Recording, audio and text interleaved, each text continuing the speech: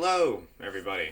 We're on time this time, I hope, because this is the past. And while you are listening, it is the future. I thought you were supposed to release them Friday. No, it's Saturday. It's always been Saturday. We've just been recording them Friday and then releasing them Saturday. With the inconsistency that I've gathered. So right now I'd like to set up the framework for future episodes. So the next podcast is going to be a normal podcast where I have a topic in mind that I want to talk about it with a guest, which will be Liz. It's always Liz. She's always here. So this is podcast 8, and so then podcast 10 is going to be my final journal wrapping up and completing the personal project which this whole thing has been building towards. And so that's it. So podcast 10 isn't going to be really... Liz won't be there. Sorry, Liz. Oh, darn. Yep, you won't. Can't talk about your process journal. And it'll only be there for, it'll only be 15 minutes long, so that's the max amount of time I have to get everything in. So it won't be very fun and exciting, but there you go, that's just the plan. So we'll technically still have a 10-episode special, you just can't read the fine print. Then we'll be good. I was going to say, it seems like there's a lot of technically. There's a lot of technicallys here, and that's how you get by. You technically do something. Yep. So, the seasons, or the holidays are upon us. Holiday season. Holiday season, baby. We got Thanksgiving, and we got Christmas, and Easter. Took you a second. Yep, it did. And so, it's this... When's Thanksgiving? It's this Thursday. This Thursday. And there won't be a really Thanksgiving special because last time I tried to do a special, it didn't go too hot. And Thanksgiving's kind of boring. And Thanksgiving is kind of boring. Now, I really don't know why Thanksgiving exists. Enlighten me, Liz. It is giving thanks for the first winter the Pilgrims survived when they came here with the help of the Indians. Then they committed genocide. They were committing genocide well before that. Oh, and they still helped them? Yes. Who's the idiot who I guess helped it them? wasn't like the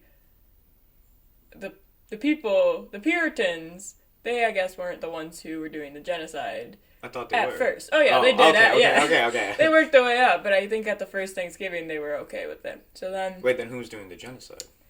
I guess you're right.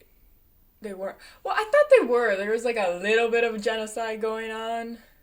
Well, who else was there other than the Puritans? Like, what other white people were there other than the Puritans? There were a bunch of attempted... Oh, the Dutch and the French, but the French worked well with the Native Americans. They're more in Canada, too. And the Dutch, they were all right. They had more of a thing for enslaving, though. Well, the Dutch founded New York as a base of operations for trade. At that point, they didn't really settle there. They just kind of came and go as they pleased. Interesting. Yeah, that's why England just kind of literally just said it's ours now when the 13 colonies were becoming a thing.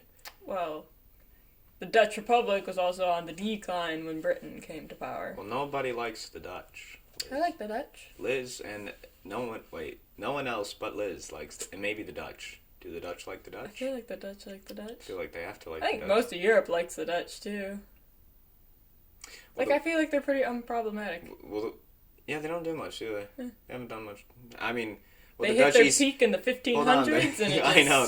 Wait, what about the Dutch East India Company? Oh yeah, Company. But India isn't in Europe. So they did do something. They did, but they weren't like... I don't know, that doesn't seem enough. So they peaked in high school, and now it's like 1500s, and then they just went on a steady decline. Not even. They had a good 30 years of peaking. Really? Like, it wasn't great. Yeah, you wanna... It's very interesting to me, actually. Well, then explain. Okay. Well, they set up a republic in the 1500s. I think the 1530s, but I might be wrong. So they set up a republic, and then it was going pretty well for a while until they, ran out of people to run the republic with, and their strongest stat holder, William of Orange, moved to England. Well, he didn't move to England, but he became King of England, hence William and Mary of England. But, so it started declining after that because they lost their strongest prince, basically. But Amsterdam was the strongest city for trading and things like that for a long time. It was a good place to trade, obviously. They had the Indian trading part there, and then they had a bank. And the Dutch were Protestant, so they were allowed to handle money because Catholics weren't. So Catholics weren't allowed to handle money, which is why you get the stereotype of Jews being greedy for money, because the Jews were allowed to. The religion and government back then is so bizarre. It's so messed up. But anyway, yeah, the Dutch were pretty strong, and Amsterdam was pretty strong. And you mentioned they ran out of people to rub. How do you run out of people? It happened in Poland, too. Poland was more like they ran out of literally just like the royal family, I guess. And so then they're like, hey, Russia, you want to come help us? And then Russia took them over. They did that like 50 times. Yeah, no, Poland was really strong too in the 1500s, actually. Really? Yeah, wow, which you wouldn't be... No, I don't think of Poland. I don't know why Poland exists sometimes, you know? Right, you would never think they'd be strong. I think about the only funky thing that came out of Poland recently is the funny cow dance. That's a Polish rap song, you know, the cows. Dun, dun, dun, dun, dun, dun. Yeah. I can't say I've heard it. Okay, well, yep. And it made into a meme, and it's a cow dancing to it, and that's the only Polish thing that I've known. No, Poland was super strong to the point where one of the Polish princesses was betrothed to a French king, and he is, like, that's, like, France was, like, the epitome. It was the height of power for a long time there until the revolution.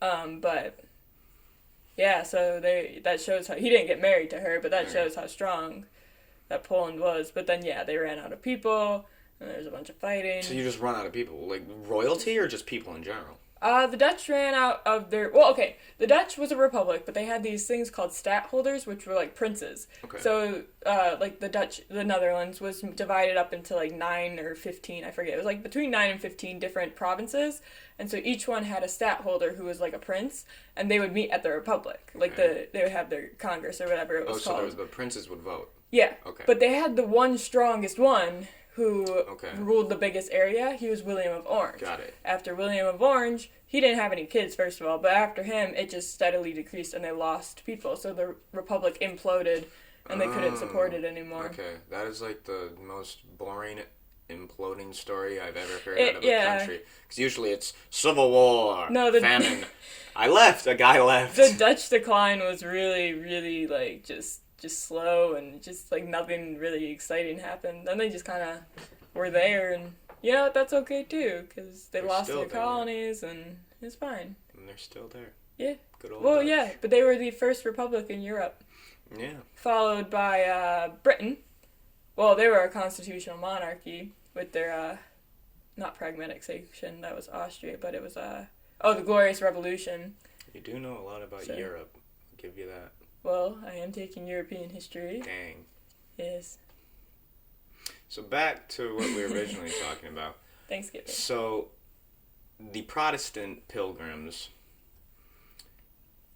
they killed, and the Indians still helped them? I think at that point, they weren't killing that much. I think they were killing, but it was more like the occasional person. Yeah, maybe it was like a I don't know. Like, yeah, exactly. It was like, sketchy, but yeah, because then I think after that they were able to sustain themselves, so that's when they started killing more. They're like, haha. Which is really just so awful if you think about it. Well, you helped us, guys. Time to die. Because, have you heard of Christ? Not even. They just wanted land, and the Indians were like, nah, this is our land. Yep. They really got the short end of the stick in Absolutely history. They awful, were just, do you know why the Pilgrims left? Yes. Do you? I think. Let me give you the I think, and then you can give me the correct. So they were so extremist and no one liked them that they sent them over to the Netherlands, and the Netherlands they didn't like the Netherlands people. Are they Dutch? Netherlands Dutch? Dutch, yes. So they didn't like the Dutch, so they went over to America for quote-unquote religious freedom, even though no one liked them because they were too restrictive or harsh. So it's kind of ironic. You're kind of close. Kind of close. A fun fact about the Netherlands at this point, actually. There's 2 Netherlands, the Spanish Netherlands and the Netherlands Netherlands. Really? The Spanish Netherlands will eventually become the Austrian Netherlands, and then it just becomes... Austria's like all the way over here. Yeah. And the Netherlands is already over there.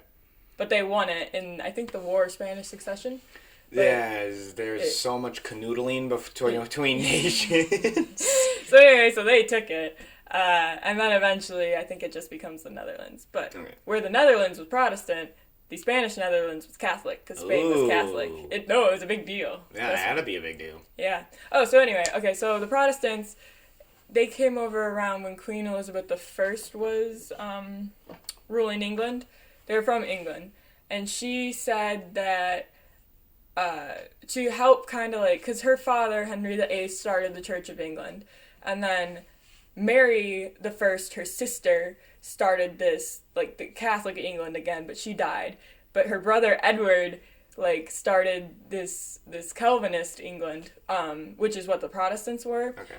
So she kind of tried to combine all three of those religions to make everyone in England happy. So, like, she was trying to kill less people than her previous, family had done.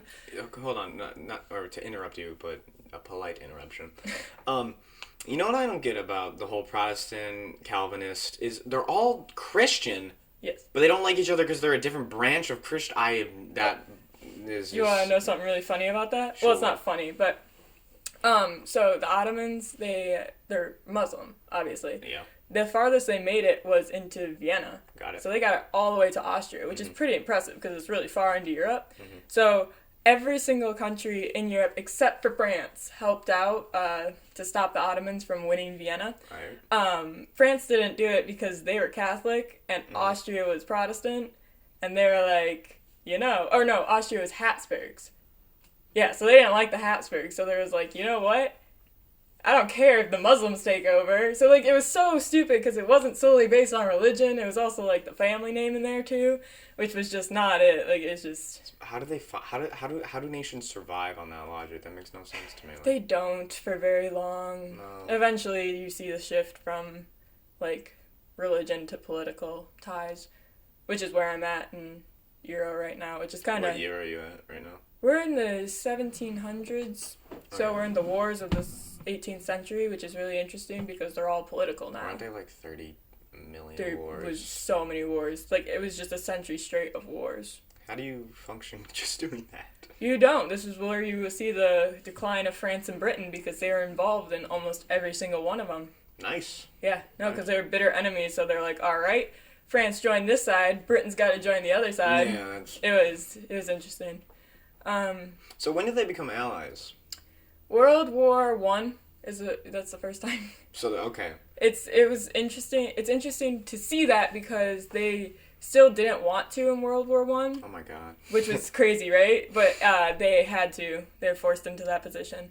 And then after World War I, you kind of see like their relationship grow, become reluctant allies, until like World War II, and then you have them be very strong allies. Well, a fact about their little relationship is that when Germany was invading Norway, the political quarrels or disagreement between Britain and France led to such a large delay in time that by the time that they got to Norway, Germany had already taken like all the important ports and all the important cities, almost captured the royal family like 3 times, like just because they couldn't agree on what to do. World War I or II? Two. This is two. Yeah.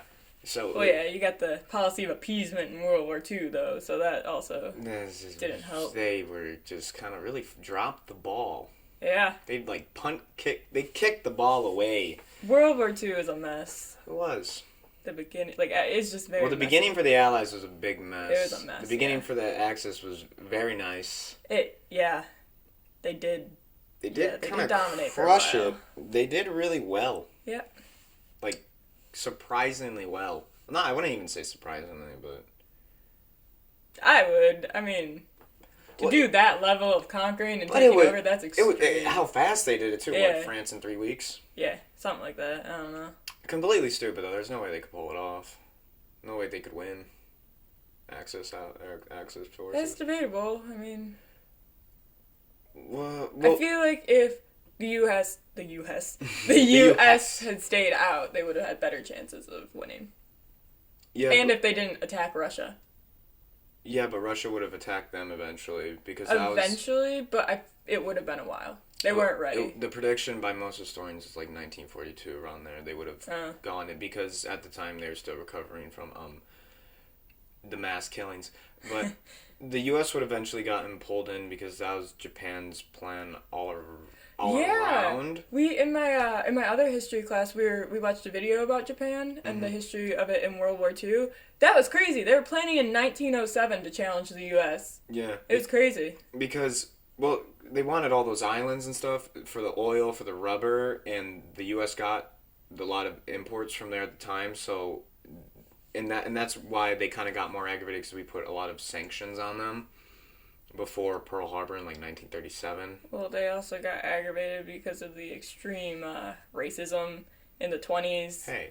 And when we blocked all Japanese from immigrating, and when they were mad about the Washington Conference in the 20s because we said you can only have, like, the 5-5-3 ratio. What's that about? So Britain and U.S. could have 500,000 tons of Navy, and Japan could only have 300 tons. So, guys, hear me out. 300,000 Hear me out, guys. Yeah.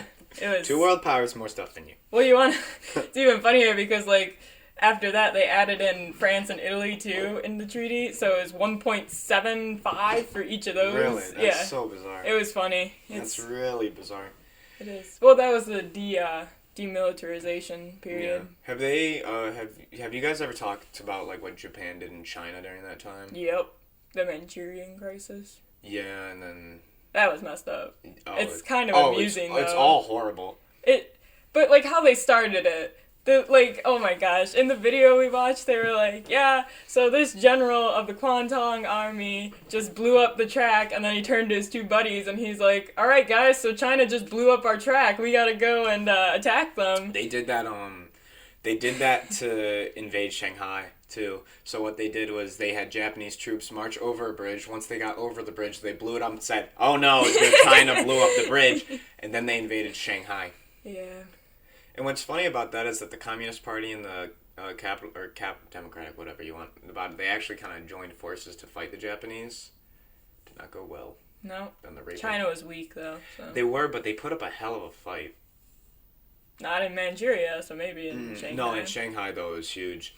Because they also used the how close they were to, like, international affairs. Because what they would do is they would go to buildings that literally bordered the border between different countries, like embassies and stuff, and they would sit there, and then the Japanese couldn't bombard that with high artillery, so they had to go in the buildings. So then they did a lot of fighting. Smart. Like, yeah, it is smart. Anyway, back to the Puritans. Yeah. So Elizabeth created the Church of England, which is what they have now.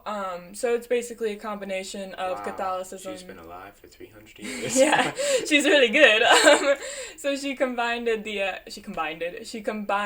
Catholicism, Calvinism, Protestantism. She combined all of her previous families' ideas and created the Church of England. This upset the Protestants because they are very strict Calvinists. And they were like, this is, like, totally going against it because it was, like, the church still had decorations, things like that, and singing. So the Calvinists were very serious, somber. You can't have any of that trash, you know? I hate one or two. No, I'm saying I can throw it away. Oh, I was just going to toss it. We're talking about gum, by the way. Yeah.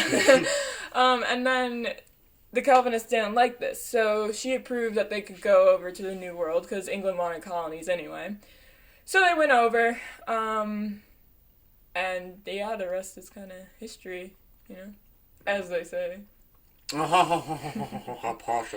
I'm not sure, they didn't go to the Netherlands. That was the French Huguenots, which were the French Protestants. They were booted out when Louis XV, I think, revoked the Edict of Nantes, which just said that they could practice freely in their own little towns, so you could be a Protestant in your little town. Okay. But he revoked that, and so then they left, which you will also see starts the decline of France because the Protestants had the money because they were allowed to handle the money. Oh. So then they moved into Amsterdam, and Amsterdam got stronger. Why couldn't Catholics handle money?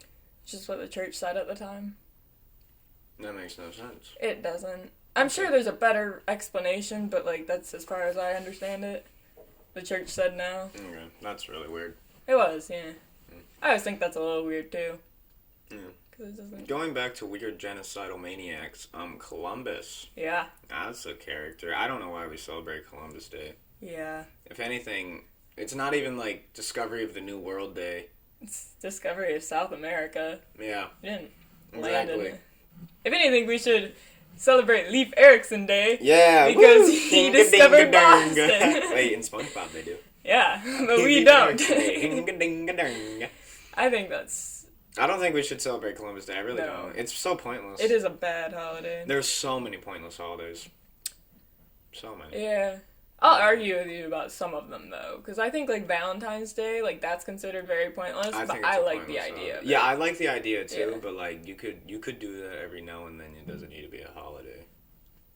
I guess. I like Sweetest Day better, actually, because it's so, like, it's just Wait, kind of what like... day? Sweetest Day. What's Sweetest Day? I think it was last month, but it's like it's just like Valentine's Day, but like on a smaller scale.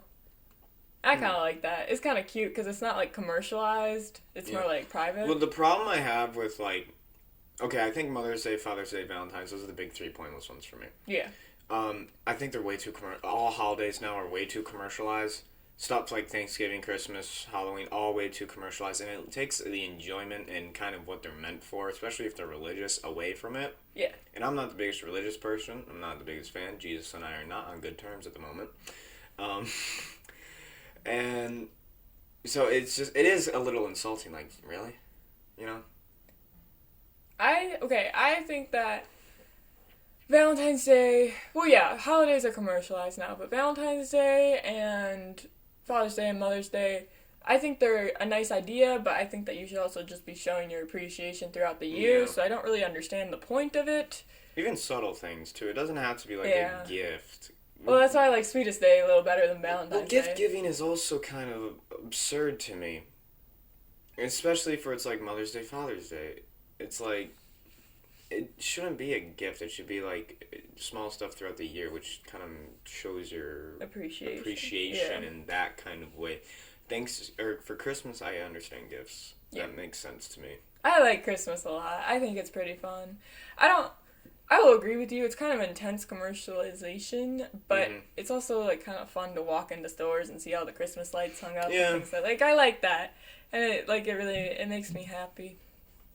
That's good. Yeah. That just makes you happy. Yeah. I do like the seasonal drinks though. Like Oh, yeah. stuff, like, yeah. Seasonal drinks are fun. Seasonal drinks or seasonal stuff is fun, or it's good, you know. Yeah, but you can argue that is commercialization. Well, it is too, 'cause they're just doing it to commercialization, make money. but instead of something it's more of it's a drink. For me, the line is I'm not very materialistic. It's Yeah. more of a drink or food, mainly drinks that I really like. Yeah. Yeah, that's really it. I do like Thanksgiving though. Like I think it's a rather stupid holiday, but I enjoy it because you get a week off of school for it and you get a lot of food. No, we usually only get 3 days. Now we have a week because of the big old Rona. Oh. And you get a lot of food. You know. I'm not really a fan of Thanksgiving. Yeah. Which is why I'm fine moving to England. Really don't celebrate it, because it's not my favorite. You better celebrate the 4th of July. Oh yeah, I told Dad yesterday, I was like, on the 4th of July I'm gonna like wear American stuff. Like even if Oh, I'm yeah. in England, I'll be like, hey, That's probably what I get wanna stoned or something, but I think it's funny. Yeah. If I ever go overseas and do some job there, I'm definitely gonna go Americanized. Yeah. Like blatantly, offensively American. I think it's kind of funny. Because I love Independence Day. I really do. I don't. Really? Oh, I love it. It's just I like if we have like the old Raffins, like when we would go to their house, I kind of like that. Like it's kind of fun to do like picnics and stuff and get like watermelon. Like it's very summery, so that's kind of nice. Yeah, that's why I like it. But I don't like fireworks. I'm not a fan of the fireworks. I just like the it's summer. It's basically an all day party in the sun. It is kind of It's fun. just Yeah. really fun. I love that. Not my favorite though. So It's one of my favorites. It's up there. something. It's up there. It's really, I think, well, I don't really have a favorite holiday because, I don't really pay attention to holidays. Yeah. Like, the only reason why I know the date of 4th of July is because it's the 4th of July. It's in the name. Yeah. I don't really like Easter. Like, that's not a very fun holiday. That's not the point, though. I understand it's not yeah. the point, but, like, I don't know. For some people, that is the point, though, because, like, atheists or, like, people who aren't Christian, they celebrate Easter sometimes. Mm-hmm. Which I'm like, okay. makes sense. I don't know.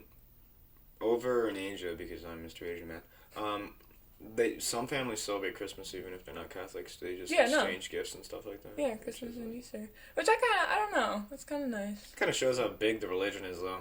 People that aren't part of it kind of celebrate it. For sure. Well, I guess you're celebrating it incorrect, so.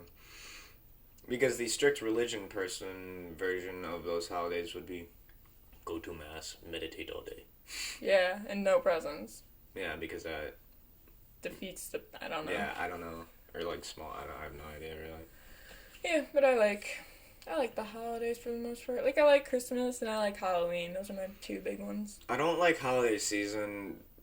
Like, it's fun. Don't get me wrong. And you like the holidays. You like the food. You like getting. Oh yeah, I love Christmas cookies. And you like getting presents and all that kind of stuff, but.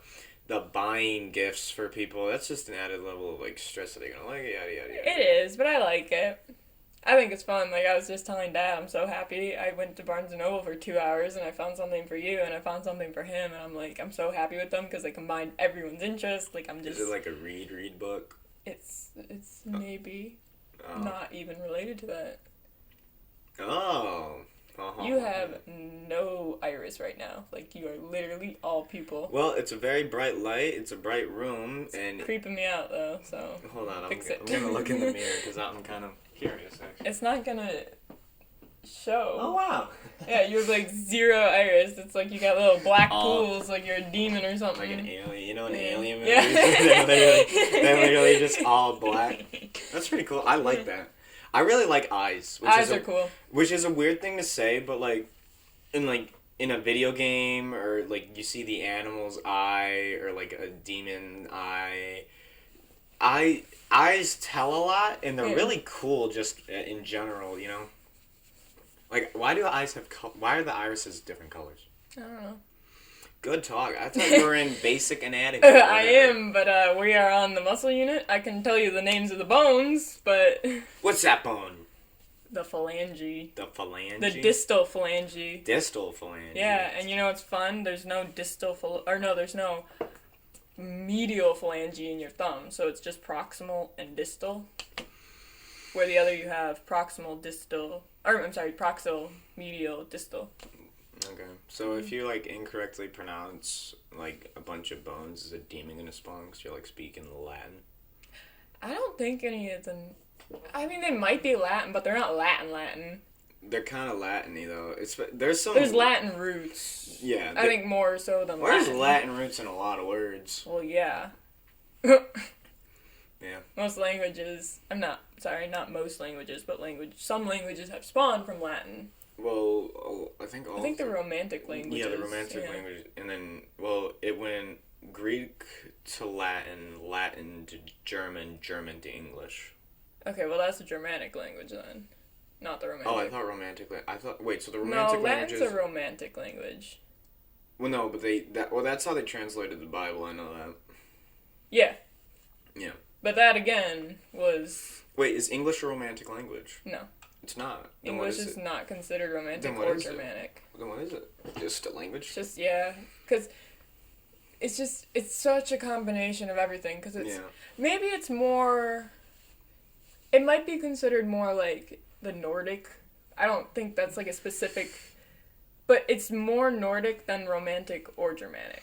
Well, I don't know, because we have things like house, which is literally house in German, you pronounce it the same. House.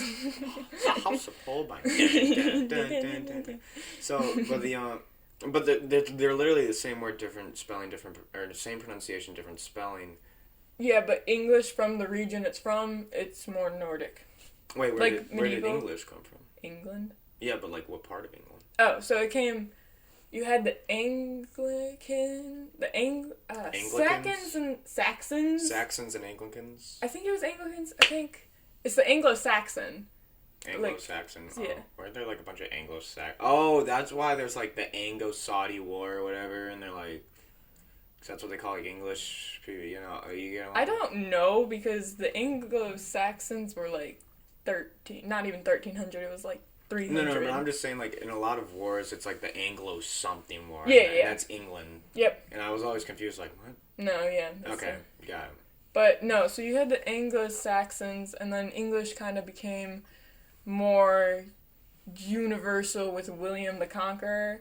So he united England and kicked the Saxons out, I believe, who were the Nordic people. Yeah. But you get this weird combination of French, because a French ruler came over and ruled for a while, so people started speaking French, but then they also combined it with like this Nordic version of their English. And so then we got like that medieval English, the weird kind of one. Yeah. And then you kind of slowly progressed as languages do. So I think it would be more like the Nordic area. Okay. So romantic languages are what? Spanish, Italian, and French. Yes. And then German. What are and Portuguese. Oh, Portuguese. Okay, I forget that exists. Why is Portuguese or Portugal their own country? They're so close to Spain. Why didn't Spain just kind of take them over? Could not tell you. Good talk. Yeah. So then, what are the other Germanic languages, or is German the only Germanic language? German, Flemish, what the Dutch speak. Okay. Like Hungarian, I think. Like. Okay, you have stuff around there. I think Germanic languages are more like different, like variations, because there's like okay, so like Germany wasn't always united, so it used to be like a little like bunch of different little ethnic places. Yeah. So I think each of those little separate ones are considered Germanic. Okay. Then what are? I'm guessing here. Like that makes wrong. sense. Yeah. Unless we're getting fact checked, which I don't know. Then what is Russian? What is that? I don't know. I think that would go more with the Nordic too. But like the two big ones are Germanic and Romantic. The funny thing about Russian is like like countries like Uzbekistan. Yeah. They speak kind of Russian. Yeah, but it's probably not just fully Russian. Yeah, it's just probably like an ethnic variation of that Russian. Yeah, that's what it is. Yeah. So then, what would you call like those languages then? Just weird places and weird things, man. I think language is like one of those things you can't really define, No. Because like with English, right, you have the elements of so many different things. Yeah. And now you have like Australian English, South African English, American English, British English. Wait, South African English, what's that?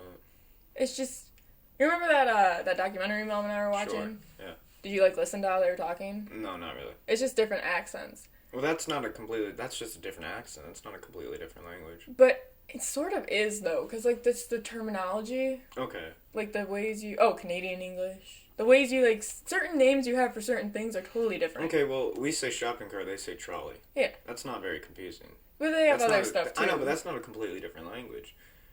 Or we say trunk, they say, like, something else. Boot, yeah, they say boot. As long as you know that, like, regional or... Yeah, national slang or terminology or whatever. I was gonna say, like, sometimes, like, if you listen to a Scottish person talking, I cannot understand them at all. I watched this video of, like, the most Irish English accent ever. Couldn't understand a word coming out of that guy's mouth. But that's more, like, not for Ireland, obviously, but in Scotland, like, it's more the Highland region, so it's, like, I don't want to say, like, the redneck, but, like, the country. The hick? Yeah. All right. There's this one... hick is worse than redneck. What do you... Well, you got the point across there. Yeah. All right, there's this one... You know how Pennsylvania's really mountainy? Or no, sorry, Virginia. Is Virginia mountainy? I think it is. Yeah, it is. Because the... I think West Virginia. This one mountain range goes through it, which I don't know the name of. Appalachian? It's like the only one I know of. Sure, maybe? All right, we'll go with a mountain range. And so people who live really high up there, they're called like mountainies or whatever. Yeah. And their English, their accent is so bizarre that it's pretty hard to understand them. Is that the one that's like, there's a TV show about them? And it's like, it's sort of like that Alaska one where they're just living in Alaska. No, I don't think, no. This was like on a lot of my YouTube recommended is like clips from like 1988 that have been uploaded in like this, because there's like a bunch of news. They did a lot of like weird, I don't know. Like, I watched this one video of, stuff that I'll never come across. Like, I watched this one video about, it was a World War II film reel teaching air crews how to avoid flak fire. So now I, have a good idea of how to do that. Good. very useful information. Right? And it was 17 minutes long, and I sat there for 17 minutes, and I was like, I need to move my plane 20 degrees every 30 seconds if I'm at 30,000 feet in the air to avoid the flak fire. It's almost as good as the duck and cover video from the 50s. That's my favorite. And this isn't only me. Like, I'm not the only person who watches random videos that will never apply, because there's one person, or there was like how to play the kazoo, and and I clicked on it, and then I go to the comments, and it was this dude's like, I don't even own a kazoo. I have a test to study for. What am I doing here? You know? Yeah. Just to kill time, something to do. Yeah, that's true. YouTube's dangerous. So Liz, if we're ever getting fired on, and we're in a plane that you're piloting. No, they have to be specifically a bomber and specifically World War II era crap, because I'm pretty sure that's all changed. So it won't work on anything else. No, because now they have like guided missiles. Probably. And yeah. We'd get smoked. But you got this. I'd have a decent idea of how. A decent idea, because I think it's very different when you get on the field. Obviously, you're under pressure. It's scary. I don't know.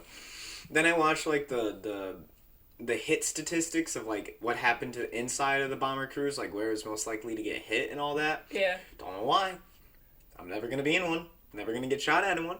That one's interesting because there's like this, like they were like doing a study in World War II, the planes would come back and they'd study like where the bullet holes were, right? Mm-hmm. And so then they reinforced those places, which was like obviously what you didn't want to do. You wanted to reinforce the other places because those planes hadn't returned, you know? So you'd want to reinforce the places that the planes were being shot down, not the places that they were being shot at but surviving, which is pretty cool, I thought. There's a lot of cool stuff about World War II out there, because it's a really popular topic in the history community. Yeah. It's really, they like just raised a U-boat from the water, like they just hooked it up with cables and just carried it to the top. Did they? Yeah. Recently? No. Oh. Like in 1998. Oh. Yep. When I was a sophomore, they were defusing a bomb in Frankfurt. Oh. Yeah, they had to evacuate the city so they could defuse you meant Frankfurt, Michigan. No, Germany. Yeah, I don't know why I went to Michigan. They raised like a side of a piece of the Titanic, like they just. You heard that? That one upsets me a little more. That is pretty messed up. Yeah, because they said a while ago if they brought any piece of it up, it wouldn't survive. Like it would degrade almost like instantaneously. Well, no, I'm just upset because like that's a grave of like. It is, yeah. Of kids, babies, and. But you can argue that for the U-boat too. Yeah, but or any boat really. Double standards, Liz. Oh, okay. Double standards. I think it's a little different for civilians too. Yeah, because they're in a war that Yeah. Civilian, yeah, and there weren't children on the U-boat. Yeah, it is a little different. But then there's that whole like, do you want to recover the bodies? Like if that was a possibility, don't you think the families would want the bodies recovered? Like that's kind of like we read this one book for English, and like the last chapter we read in it, I was literally sobbing my eyes out because there was like this guy it was during the Falklands War, so it's like in the 80s, between Britain and Argentina. Oh, okay, gotcha. And this one guy from this like small town, like it's fictional, so this one guy from this small town was killed on a boat. But they can't get his body back, so he's like just buried in foreign soil, and for some reason that like really just like destroyed me. It was just so sad because I think that's a big thing of closure, like having a body. If we're going for war, well, because a lot of what they did, especially on land, is they buried them where it depended. Like for D-Day, there's a D-Day graveyard. Yeah. Of the bodies they could find. In France, the American troops are in France, and it's very beautiful actually. Like I would love to go there. In Europe they have like more appreciation for what America did in World War II than Americans in America. Oh yeah, for sure, because it was on their soil. Yeah, and then like if they bring veterans back, like the whole town crowds the streets and like waves American flags. It's so sweet. I just watched a video recently. It was like 111-year-old veteran from World War II. and he was like getting this little parade. He was so happy. It was so cute. He was like waving on a little parade float. I was like, oh my gosh. And then, okay, so going back to the U-boat, well, this is like a solid 80 years later. The technology was there. There were no bodies there, obviously. But if the bodies were there and they could get it back, they wouldn't. Probably not. No, they definitely wouldn't. Well, who's alive at that point too? Like maybe their kid is alive at that point. No. I'm saying in World War II, like at the moment, you know. Oh yeah, so they found it. Okay. Yeah, but the only way they would raise a ship is if they were in port, and that means they weren't even going, or maybe they were there and then they could raise them because it was shallow enough. They didn't do that for Pearl Harbor, did they? Well, no, they raised. Well, how many battleships in Pearl Harbor were destroyed? 7-ish? 7, I think. They couldn't raise Arkansas because that one got blown to high hell. They raised all the other battleships though. Do you have to raise them though? Couldn't you just recover the bodies? No, they raised them to use the boats. Oh, I was talking about the bodies. Oh no, and eventually they had to get the bodies out to reuse the boat. That's horrible to me. Yeah, so I know. Imagine being the guy having to go through there. Yeah, just picking up people died, and carrying them up the ladders and yeah. then giving them up. Like they had to do that though. That's horrible. To raise those ships so they could reuse them. Then you're like on a ghost ship if you're exactly. that new crew because they were then put back into action because the 7 boats like the Pearl Harbor I think is 50 feet deep, which is extraordinarily shallow. I was gonna say that's not bad. No, it's extraordinarily shallow. Those things are like 3-story battleships, right? Yeah. And it wasn't like one, like it was still you could see the top of it. Yeah, you can like still over see the water. You can still see the Arkansas's top on low tide. Okay, I was gonna say we didn't see it. No, it was because we went like high tide, midday off. Yeah. So on low tide, you could still see the top, and if they didn't tip or anything, yeah, which they didn't, you can just lift it up, and they did, and really meant it's gross. It's gross. Yeah, it's sad more than gross. I think it's gross. But back to the Titanic part, raising that, or actually a fact I want to share, is the Titanic by like 2050 is just going to be a bunch of iron on the ground. Oh yeah. Like because it's already really degraded. And like 100 years, 113. Yeah, and so the main mast, it like in 2012 it completely broke and shattered. I think in like 2025 the superstructure is going to start collapsing. Or sorry, the floors and the inside of the boat are going to start collapsing. And then a couple more years later, like in 2040, the superstructure is going to start to go, and then it's going to just and it's happening really quickly apparently, because of the bacteria down there munching on it. Yeah. Which is kind of like how do I put it? It's kind of sad. It is sad. I always wonder too, like if it hadn't sunk, like what happens to the boats then after that? Like they're too old to keep being used. The Olympia. What happened to the Olympia, its sister ship, when the Titanic sank, the Olympia became a troop transport for troops in World War One. Huh. Isn't that the one that got like it almost sank twice? Yeah. Yeah. So it was a troop transport for like the Battle of Gallipoli, and just between the U.S. and England. Okay, but what happens after it's like... And so after that, after it retired, they just scrapped it. So that's what they do, they scrap and repurpose. They just scrap ships. Well, nowadays, with warships, the Navy has this thing called the Artificial Reef program. So in like 2008, they recently, it's like it's the biggest man-made reef ever sunk off the coast of Florida. It's a Vietnam era aircraft carrier. Those things are massive, and so it's the biggest one ever on in the world. What do they do? Just sink it and then stuff grows on it? Well, what they did, they had to clean it with all the they got to clean out all the asbestos, toxic waste, because it's an old ship. It hasn't been used since Vietnam War. So they tried to sell it to scrappers, no one would buy it. I don't know why. Yeah. And so what they do is after they clean it and gut it, they pull it out to their like a drop site where they like states had to compete for it because it'd attract like fish and it'd be good for the economy. Of course it would be, right? And so they literally just blow it up, and then they sink it, and then stuff grows on it, and so it's a reef. But it's I watched the documentary on it, and it's actually really interesting because they can't just blow it up. Well, yeah. Because they need it to like rest Yeah. evenly and stuff, so it doesn't tip or anything like that. I guess for like divers, like commercial diving, that was kind of a thing they wanted to do as well. Not only that, too, if it tips, like, you're running a higher risk that it will scrape the bottom of another boat, I guess. Maybe it impacts how stuff will grow. No, because like the top of the conning tower was, I think, 80 feet underwater. Oh, okay. And so then the bottom of the boat was probably like 300, 500 feet.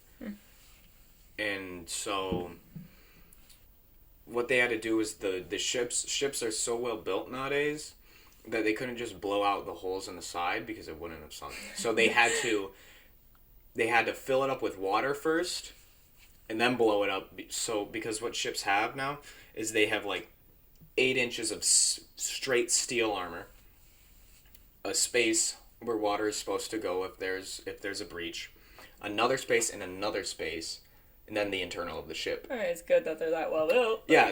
And so they had to make holes in these spaces and fill them with water before they blew it up so it would actually sink. So it was like a 3-month-long process of trying to get this thing underwater, which it was really cool to see. Then they put like cameras on the inside so you could see the water flooding in. That's scary. I wouldn't. It was terrifying. Like you are like if you're in that, you're done. You're dead. There's no getting out. That's so sad. I remember the two. You know how we did a bunch of history things when we were little. Yeah. Like my 2 favorite ones, or like the ones I remember the most vividly, are they were both, I think, at Henry Ford, but they were the Titanic one, where you cried because you were the only third-class person. I did. And you died, and you're like, change with me, Mom, and then Mom changed with you, so I started crying, I was like, oh my gosh! And then the Romanoff egg one, the Fabergé egg. I just went full sacrifice mode, did there? You really did. Sacrifice. Hey, Mom, you can die! I think I was like second class and I died. I was like, oh, that's okay. I don't even get it. Yeah. I remember that. Yeah. Those 2 were the most memorable. The things that hit me most about those war stuff is just, it's, okay, for example, if you're running up on a beach on D-Day, you can get obliterated and you're gone. Like that makes me so sad. See, that's like the unrecovered body. Like it's yeah, because if it's a direct hit to like the foxhole you're sitting in, your body evaporates. No, I know. They can't get a piece of you. And it's so just like sad. wow, that was quick, It is so sad. And it's sometimes like when I was watching the little World War II thing, they had like captured film of like German flak in action that the Germans recorded. And, like, you're looking at these guys, and they look like adults, right, from the back. Then they show their face, and they're, like, 16, 17 years old. Yeah. It's like, wow. It was boys, and it's just so sad. I don't know. History is so sad, like... It is. See, now, apparently... Because I thought the draft during World War II was like, all right, male population, go. But, like, apparently people, like, I don't know why Ronald Reagan couldn't go, because that's why he was, like, an actor first. He wasn't the one with polio, was he? No. Okay, that was Kennedy. That was our president. Yeah. Yeah, Roosevelt had polio. Oh, Roosevelt. Yeah, he was old, man. He wouldn't have fought anyway. No, I'm saying, but I thought Ronald Reagan had polio. Well, he had something that they didn't let him go, but I thought they just, like, if you were, like, able to do basic things, they just sent you... No, he probably had something that he couldn't. Well, yeah, but this was a... Did he fight in it eventually? No, Ronald Reagan never fought in a war. Yeah. He became an actor for, Maybe like, he was war out of films. the age range. I don't know. I have no idea. I will look it up, because that's actually pretty interesting. There's probably something, like... I don't know. Something. Well, okay, well, you had to have good sight for the Air Force, so if you had glasses, you couldn't be in the Air Force. You had to know how to, and maybe you had to know how to swim for the Navy, but I'm pretty sure they taught you. But for the Navy, it was like you had to, like, do a certain amount of things or whatever for the Navy. And if you couldn't do any of those, I think they just sent you to the Marines or Army. Oh. He had poor eyesight. And so they didn't let him in the... Any branch. Any branch? Well, he was allowed to serve just on U.S. soil. He couldn't go overseas. Oh, okay. Yeah. Because I thought it was just like in a draft they'll take anybody, and then they just send Well, him. you don't want the guy who can't see. Oh, he got glasses. Oh, well, what if they get shattered? You know? Alright, that makes sense. That makes sense. Yeah, that does make sense. But in Russia, they send everybody. Russia's a different thing. Like, it's just a different breed. That was funny. It's not funny. No, it's not funny. It's just so absurd. They're intense. That they just literally took anybody and everybody and said, you are going now. When you have that many people, though, and you're that big, I feel like you can afford to do it. Well, they couldn't. Well, it's pretty messed up. They still did it. They did. Yeah. And now they're feeling the repercussions all the while later. If you think about it, in human history, those wars were not that long ago in, like, the span of human time. No. Yeah, because World War I was 103. Like, when it ended, it was 103 years ago. So World War II was... It's 80-some years ago, because, like, the anniversary of Pearl Harbor was, like, 76 when we went? 77 when we went? That's, like, 2 years ago. Yeah. So, something like that. That's pretty recent. Yeah. Not recent. But it shows you how quickly things have changed, though, because, like, the technology, specifically the war technology from them compared to now has just changed so drastically. Yeah. Well. And, like, if you look at it, like, using the same example, if you look at a MacBook, or, like, a like an Apple computer, for, like, what they're called Macs, right? Yeah. You look at a Mac from 2001 to something now, it's just, wow, that changed quickly. Yeah, there is some argument, like, I think it's more conspiracy theory, but it's like that technology companies make the technology, like, way in advance. They just release it whenever they feel like it. That doesn't make sense. It doesn't, but I can see it with the phones, because there's, like, a new phone released every year. Well, what they probably do is they release the phone and then keep working on the model to get a better model. Maybe. Because, like, it takes a while to make anything, really. Okay, but Apple is such a scam. They don't do anything to update or improve. No, they are. But I still like their products better than alternative products. You're right, but... Okay, the conspiracy theory where if a new iPhone comes out, your old iPhone stops working. Yeah. Seems like it, doesn't it? It seriously does, but I don't know if that's just because, like... Because it's a year later or a couple years later? Yeah, I don't know. I know a few people, they still have, like, iPhone 6s and they're holding on well. Like... Yeah, mine didn't. I don't like Apple. I really... Well, I don't like them. Because it's just so scammy. It is scammy. It's like they spit in your face. But their Samsung products are not good. Android products are not good. No. Stupid Microsoft. You wanna have that for the rest of your life? Like, that thing sucks. Like. Well, no. Apple is only dominant in, like, the U.S., England, some bits of Europe. The rest is Android. Yeah. Which is weird. Which I think I might actually go to Android eventually, because I had my 1 cent phone that Mom got Joe and I. Oh, yeah. So yeah, in 6th grade I had my little Samsung, and it was pretty good. Android and Samsung are different, though. Is it? No. I thought they were. They probably are. I'm pretty sure they are. Anyway, so I might go back to something like that, but then it's like you lose so much because Apple has a bunch of stuff that, like, those companies don't.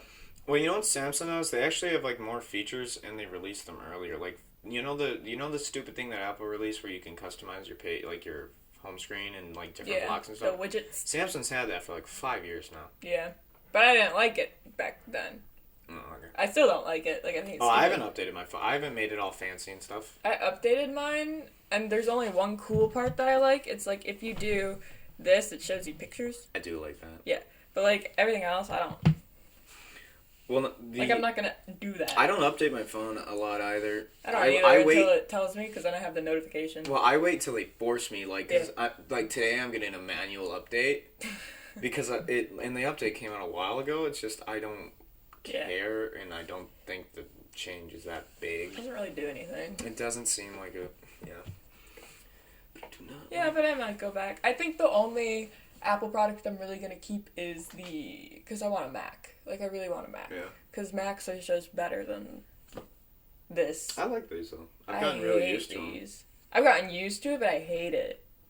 Like, I don't like them. Really? Oh, no. Well, I think you can do a lot more on these than you can on Mac. It depends what you want to do, because all I ever want to do is watch movies and type, like...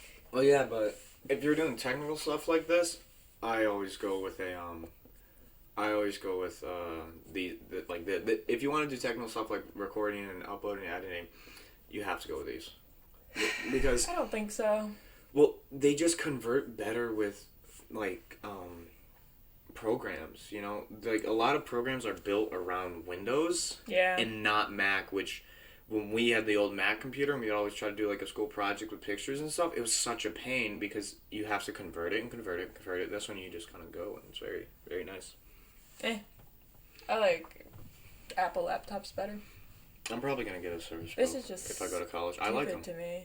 I like them. It's not a laptop. Like, it's an iPad with a keyboard. It's a pretty powerful iPad with a keyboard, though. Yeah. I really like my Surface Pro. I don't. No, Yeah. Well, it feels insulted. You don't like it. As long as it doesn't delete the data again. No, that was annoying. I don't even know what happened there. Yeah. That's frustrating.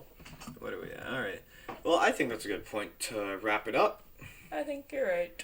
Alright, so I will see you next week. Have a wonderful Thanksgiving. Bye-bye.